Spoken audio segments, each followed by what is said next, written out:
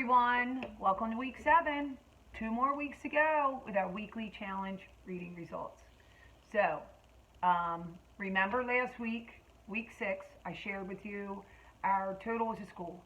And we were at 3,230 books as a school.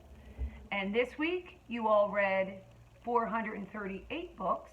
So now, the school standing is at 3,668 books read as a school and as a school community, right, which is so important. And you all have done such a fantastic job, fantastic. I'm proud of you.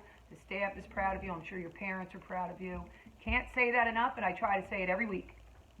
Okay, so without further ado, our first, second, and third place winners. So our first place winner is Amaya T. Amaya T is in room 207, Mr. Thompson's room. So kudos to you, Amaya. And our second place winner is Alexa R. Alexa's in Mrs. Watson's room. And I have to tell you, Alexa, when I announced your name earlier in another video, my Alexa came on. So I should have kept it. It was cute, but I thought you would like to know that. And then in third place, it was Hannah D. Hannah's also one of Mrs. Watson's friends. And I can speak for all the teachers, not in only these 3 classrooms, Mr. Thompson's and Mrs. Watson's, but every teacher is so proud of the job that you guys are doing because in reading, you're enhancing your reading and your vocabulary skills. So if you read one book or you submit a ton of books,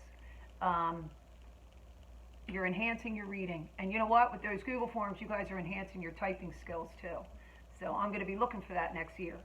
So great job to our 3 our winners. And of course, Mr. Auerbach will be sending you something in the mail. So that's always fun. So first, second, and third as a classroom, we have Mr. Thompson, room 207. His students submitted 168 books. Excellent job. Our second place winner is 186, Mrs. Watson. Her little friends submitted 146 books. Great job, Mrs. Watson, Mr. Thompson's. And then in third place, we have Mrs. Need's class, 103, 24 books submitted. Woohoo, great job, Mrs. Need's students. Wonderful job. So keep up the hard work, all of you. And again, we only have 2 more weeks. 2 more weeks. I won't know what to do with my Fridays without making these videos. Funny little results with fiction and nonfiction this week. So, of the 438 books that were read, 90.2% of them were fiction. Interesting, right? I know that you guys love fiction, but that was probably the highest percentage of fiction books that you've read. 9.8% of those books were nonfiction.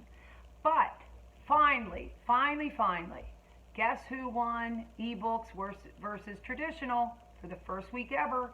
It was good old traditional. They squeaked it out. And those percentages was 50.7% of the books read were good old traditional books. And then that left 49.3% of the books that you guys read were ebooks. So, cool data, right? Really interesting. I was happy to see that, but I'm just so happy to know that you guys are making the most of this time and reading, right? Because like I said, it enhances those really 2 important skills. If you're going to read 1 book or 100 books, you are really helping yourself by reading. So, it looks like it's going to be a beautiful week. So I know I'm going to do it. I'm going to get the dogs and go read under a tree. And just get cozy and go outside and just sit on a bench or a towel and just sit and read and enjoy the beautiful weather, right? Summer's coming. Summer's here. It's Memorial Day weekend, but before we know it, it'll be our summer break. So with that said, I wish you all a very good week. Thank your parents for helping you with this reading incentive, and have a great week. Toodaloo to everyone.